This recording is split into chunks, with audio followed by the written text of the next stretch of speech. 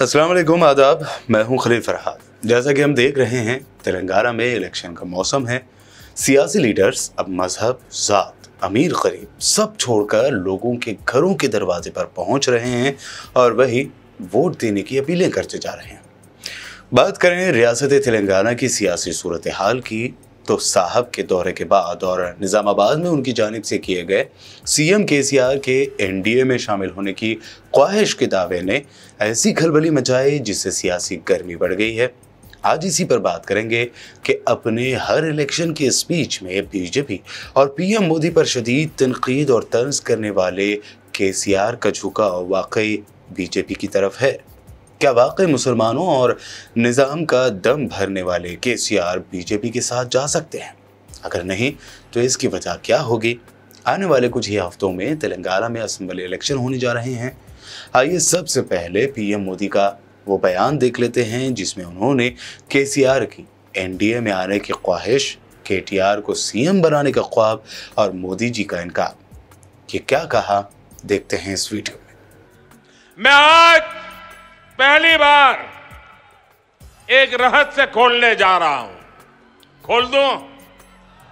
सच बता दूं? बता दूं? बता दूं भाइयों? पहले कभी नहीं बताया, आज बता देता हूं। वो दिल्ली मुझे मिलने आए, बहुत बढ़िया मुझे शाल उड़ाई, बहुत मुझे आदर किया और इतना प्यार दिखाया, इतना प्यार दिखाया, ये केसीआर के कैरेक्टर में ही नहीं है। और फिर मुझे कहने लगे कि आपके नेतृत्व में देश प्रगति कर रहा है, हम भी एनडीए का हिस्सा बनना चाहते हैं, आप हमें एनडीए में शामिल कर दीजिए। मैंने कहा आगे क्या? बोले हैदराबाद में म्युनिसिपल कॉरपोरेशन में हमारी मदद कर दीजिए।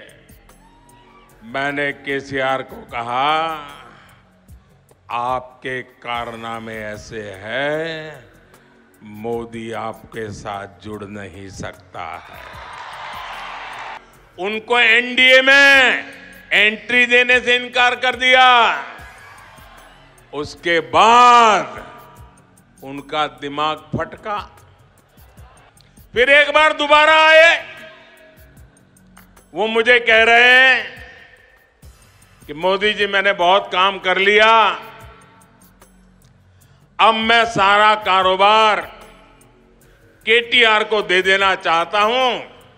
मैं एक बार केटीआर को भेजूंगा, आप जरा उसको आशीर्वाद दे देना।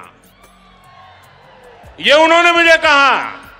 मैंने कहा केसीआर, ये लोकतंत्र है, तुम कौन होते हो बेटे को राजगादी दे? तुम राजा महाराजा हो क्या? बस वो दिन आखिरी था। उसके बाद एक बार भी वो मेरे से आंखें नहीं मिला पा रहे। पीएम मोदी के इस बयान के बाद बीआरएस, केसीआर और केटीआर का जवाब आने से पहले कांग्रेस कायद राहुल गांधी का रिएक्शन आ गया।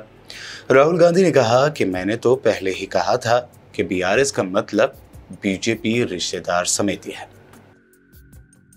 बहरहाल जब बारी स्टेट मिनिस्टर केटीआर के जवाब देने की आई तो सही मानों में पीएम मोदी के दावे की पोल खुल गई। केटीआर ने मोदी जी के बयान को जहां सफेद झूठ बताया तो वहीं तंजिया अंदाज में कहा कि हम पागल थोड़े ही हैं जो डूबने वाली कश्ती की सवारी करेंगे। इतना ही नहीं, केटीआर ने पीएम मोदी को फिल्मों के लिए स्क्रिप्ट लिखने की सलाह देते हुए कहा कि वो महान स्क्रिप्ट राइटर और स्टोरी टेलर बनेंगे, ऑस्कर भी जीत सकते हैं।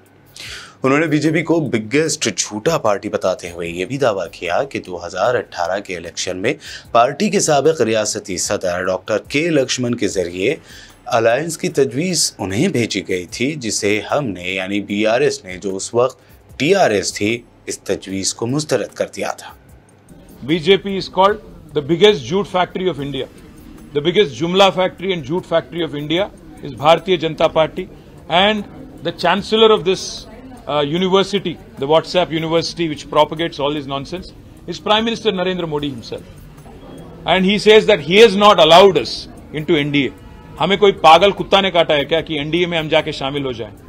आज पूरे के पूरे पार्टी आपको एनडीए को छोड़ के बाहर जा रहे हैं। आप जब बात करते हो प्रधानमंत्री जी, सोच के संभल के करना, क्योंकि केसीआर फाइटर है, वो चीटर के साथ काम नहीं करते। केसीआर जी कभी भी जिंदगी में आप जैसे लीडरों के साथ, आप जैसे पार्टियों के साथ कोई समझौता नहीं करेंगे। हम पूरे विश्वास के साथ ये कहते हैं, हम कोई दिल्ली के गुलाम नहीं है, हम गुजरात के गुलाम नहीं है, दिल्ली के गुलाम नहीं है। हम तेलंगाना जनता के आशीर्वाद से आज तेलंगाना में 2 बार चुने गए, डेमोक्रेटिकली इलेक्टेड गवर्नमेंट हमारी है। अगर आपको लगता है कि आपके डराने से, आपके चिल्लाने से, आपका गला फाड़ फाड़ के बोलने से लोग यहां पे बहक जाएंगे और एक बहकावे में आएंगे, तो आपकी नादानी है। और एक बात भी मैं कहता हूं, उन्होंने ये भी कहा कि हमारे चीफ मिनिस्टर ने उनके पास जाके परमिशन लिया कि मुझे चीफ मिनिस्टर बनाना था। मैं प्रधानमंत्री जी को याद दिलाना चाहता हूं, अगर हमारी पार्टी की कोई फैसला अगर लेना है तो हमारे पार्टी के विधायक लेंगे, हमारे पार्टी के पॉलिट ब्यूरो लेंगी। आपसे नो ऑब्जेक्शन सर्टिफिकेट लेने की क्या नौबत आ पड़ी है? हमें कोई फर्क नहीं पड़ता कि मोदी या बीजेपी क्या मानती है, क्या किसको देखना चाहती है। यहां पे तेलंगाना जनता आज केसीआर जी को तीसरी बार मुख्यमंत्री बनाने के लिए, चुनने के लिए तैयार है। मैं चैलेंज करता हूं, पिछली बार 105 सीटों में आपकी जमानत जब्त हो गई थी, इस बार 110 सीटों में आपकी जमानत जब्त हो जाएगी और इस बार आपको एक भी एमपी आपको तेलंगाना से नहीं मिलेगा। बहरहाल पीएम मोदी के तेलंगाना में बीआरएस और केसीआर पर दिए गए बयान के बाद सियासी सूरत हाल बिल्कुल अलग सी हो गई है। कई लोग अब भी पीएम मोदी के बयान के बाद उलझन के शिकार हो गए हैं। सवाल इसलिए भी उठ रहे हैं कि क्या तेलंगाना में बीजेपी और बीआरएस एक साथ आ सकते हैं? कई मौके पर बीआरएस, जो पहले टीआरएस थी, उस पर इल्जाम लगे कि उसने बीजेपी को पार्लियामेंट में बिल पास कराने पर सपोर्ट किया। लेकिन पॉलिटिकल एक्सपर्ट का मानना है कि सपोर्ट करना और अलायंस का हिस्सा बनना, इसमें बहुत बड़ा फर्क है। बीआरएस के मोदी सरकार को किसी मुद्दे पर सपोर्ट कर देने से ये नहीं मान लेना चाहिए कि अलायंस हो जाएगा।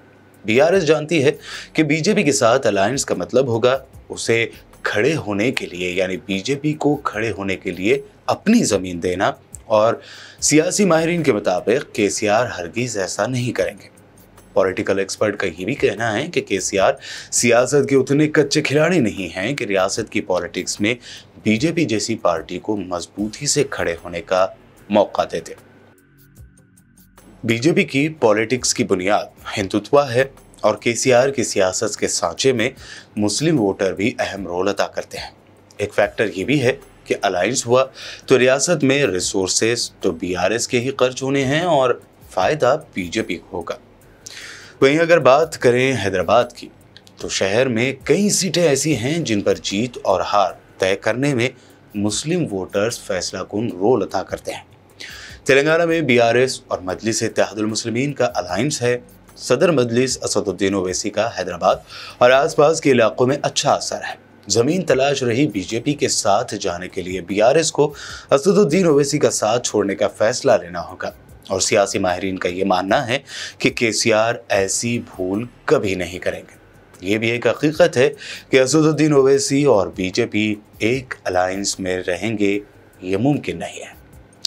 ये तो रहा पहला फैक्टर। बात करें दूसरे फैक्टर की, तो आज तक की वेब पोर्टल पर पब्लिश की गई एक स्टोरी में दावा किया गया है कि बीजेपी अगर अकेले इंतखाबी मैदान में उतरती है तो बीआरएस की 10 साल की हुकूमत के कामकाज से नाराज वोटरों को कांग्रेस के साथ एक ऑप्शन मिल जाएगा। केसीआर की पॉलिसी भी यही होगी कि एंटी बीआरएस वोट मुत्तहदा तौर पर किसी के साथ जाने की जगह अपोजिशन पार्टियों में तकसीम हो जाए। साल 2018 के असेंबली इलेक्शन में 7% वोट शेयरिंग के साथ एक सीट जीतने वाली बीजेपी ने लोकसभा इलेक्शन 2019 और फिर अगले साल 2020 के म्यूनिसिपल इलेक्शन में काफी मजबूती हासिल की, जिसके बाद बीआरएस और दीगर पार्टियों की टेंशन बढ़ गई। ऐसे में निजामाबाद से केसीआर की बेटी की कविता की धर्मपुरी अरविंद के हाथों शिकस्त ने सबको हैरान कर दिया था। लेकिन गुज़िश्ता 3 सालों में रियासत में जो ज़िमनी इलेक्शन यानी बाई इलेक्शन हुए हैं, उसमें बीआरएस का वोट परसेंटेज बढ़ा है। तेलंगाना में कांग्रेस जहां मजबूत हुई है और इसके 6 गारंटी वाली हुकूमत के नारे ने तेलंगाना में भी कांग्रेस में जोश भरा है। सियासी माहिरीन का मानना है कि कर्नाटक में कांग्रेस की जीत ने तेलंगाना में भी पार्टी को मजबूत किया है और हो सकता है कि इसे इसका फायदा भी हो, लेकिन नुकसान बीआरएस को नहीं बल्कि 2019 और 20 के लोकसभा और म्यूनिसिपल इलेक्शन में बेहतरीन मुजाहरा करके तेलंगाना में इख्तिदार का ख्वाब देखने वाली बीजेपी को ये नुकसान होगा, क्योंकि कौमी सतह पर बीजेपी और पीएम मोदी के झूठे दावों की पोल खुलना, बढ़ती महंगाई, एलपीजी और पेट्रोल की बढ़ती कीमतों का असर रियासती सतह पर भी दिखाई देगा।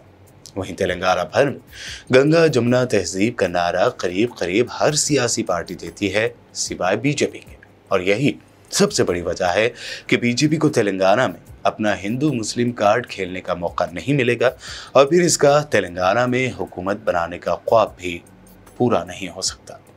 बहरहाल पीएम मोदी ने जिस तरह से निजामाबाद में दावा किया कि केसीआर ने एनडीए में शामिल होने की ख्वाहिश की थी, कहीं ना कहीं ये दावा तेलंगाना की सियासी सूरत हाल को बदलने का मास्टर स्ट्रोक था, लेकिन 2 ही दिनों में इस दावे की पोल खुल गई और पीएम मोदी का मास्टर स्ट्रोक फिर एक बार बेकार चले जाने के पूरे इम्कान हैं।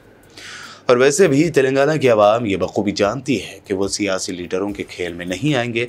बेशक वो अपनी मर्जी से, अपनी पसंद से किसी भी सियासी लीडर को वोट कर सकते हैं, लेकिन वो नफरत के पुजारियों को इख्तिदार में हरगिज देखना नहीं चाहते। आपकी इस बारे में क्या राय है, कमेंट करके हमें ज़रूर बताइए। मिलते हैं अगले एपिसोड में, तब तक के लिए देखते रहिए बीपीएन चैनल।